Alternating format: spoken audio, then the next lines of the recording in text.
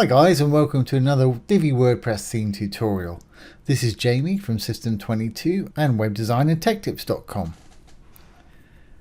Well, we're going to be using the Divi Supreme plugin here. It comes in two versions, a free and a pro version. You can download either from my affiliate link below this video. Okay, what we're going to do today, we're going to do this nice little icon list here using the plugin. Nice little feature to have on your site and really easy to do. So let's enable the visual builder to get started. Once the builder's loaded, let's go down to where we want to work. I'm going to click on this little add module icon here within the row to add a new module. Left click. Of course, I'm using the Divi theme here. If you want to take it for a test run, you can do so from my affiliate link below this video also. Divi by default comes with all these light grey modules here. Plenty enough to get started and build just about any sort of site. But the Divi Supreme module are these purple ones here, and that's what we're using today.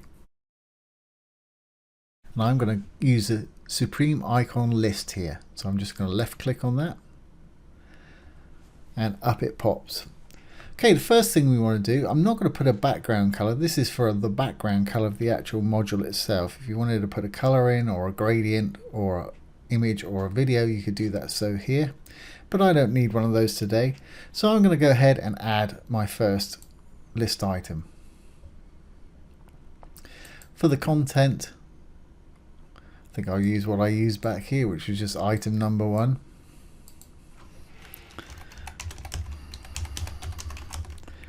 Etc. because I haven't got a real list obviously. Now we want to use an icon.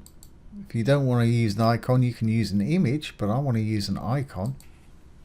So I'm going to keep that set to yes. I'm going to go down and choose my first icon. And it comes with all these elegant icons here from Elegant Themes. And then they're great. They've got some beautiful icons here to use. I'm just going to grab one at random. And as you can see, it's put it in there. There's the little icon and it says item number 1. So, okay, that's all well and good, but we want to style it now and make it look a bit more interesting. So let's go over to our design tab. And what I'm going to do is I'm going to build the first one and then we'll copy it over for 2, 3, 4, 5, etc. So we don't have to restyle each one once we're happy with the style. Okay, there's our content. If you were making a list and you had somewhere to link to, if it was blog posts or features or something like that that you have on your site, you want to put a link into it. So we do it in this link tab right here and just simply put your link URL in there, and you can choose to open it in the same window or in a new tab. But I don't have a link today, so I'm going to leave that blank. So off we go to the design tab in the middle at the top here. First we're going to deal with the icon. Okay, what do we want our icon color to be? Well, I'm going to make it white, so it'll disappear when I do this because it's white on white background. But I'm going to have a background color, and I'm going to make the background color blue. There we go, you can see it now. But like I say, that doesn't look very interesting. So let's give the icon a bit of padding so the blue's a little bit outside of it. I'm just going to pull this slider up. I think I'll give it about 10, which I gave to the other ones. Obviously, you do it however you want to do it. And icon font size, not sure what size we did. I'll bring it up to a reasonable sort of size. And that'll probably do it, 30, that's fine. Okay, well, as you can see, my original ones were round. This one's square. If you want to leave it as square, just leave it like that. If you want it to have rounded corners, if you want it to be perfectly rounded, you need to put in a percentage. If you want it slightly rounded, you use pixels. For instance, if I put in, say, 20 pixels, 20px, it sort of makes it slightly rounded. That's not a perfect circle. And because I've got that checked, it's doing all 4 at once for me. But I want it to be a perfect circle, so I'm going to say 50%. 50%. There we go, and we've got a perfect circle there. Moving on down, I'm not going to have a border. I don't need a border around it. It's border width and color there. Box shadow, I'll just add a little bit of box shadow to make it stand out. Let's move on down. Now there's no image because we're using an icon. Let's have a look at the text here. Now the text size, the indent is how far it is indented from the actual icon itself. Let's bring that up a little bit and push that over to whatever you want. Font, by default Divi comes with a ridiculous amount of fonts already included on the site. I'm going to leave mine just as it is. Font weight, regular. Let's try semi-bold this time. I left it as it was on the last one. Let's capitalize it. Let's bring the text size up a little bit. Text color I'm going to leave just exactly as it is. That'll do. 18. Letter spacing, you can change this if you want to. Spread out the letters a little bit. It's entirely up to you. Line height, well, that's going to kind of push anything down that's below it if you've got a return going on there, but I don't need to use that today. Text shadow I won't use because that kind of, to me, that tends to make it look a little bit blurry on smaller text. But again, of course, that's up to you. And let's have a look. Sizing, no. Spacing,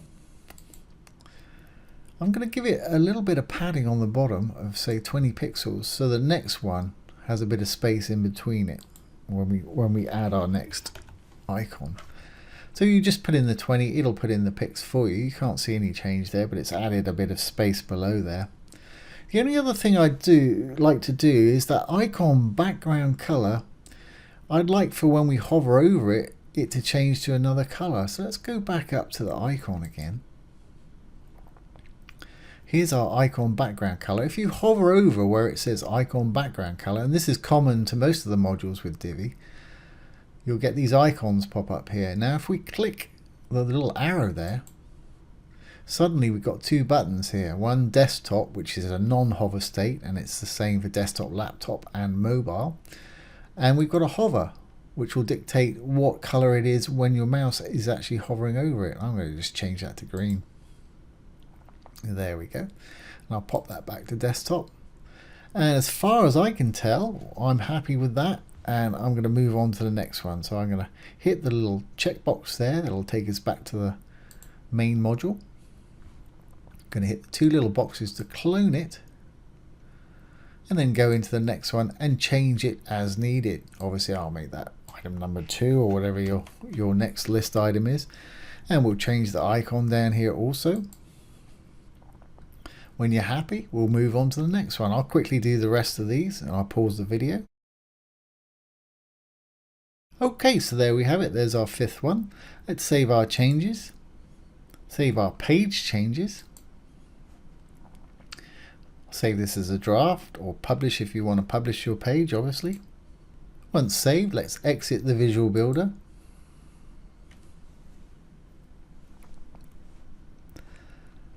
And go down to where we were working. And there's our new list, and there's our little hover effect.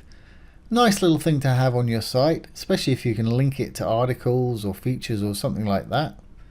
And really easy to do with the Divi Supreme Modules plugin. Like I say, you can download that from my affiliate link below this video. So I hope you've enjoyed that and found it useful. If you have, please give it a thumbs up, comment, share and subscribe to our YouTube channel.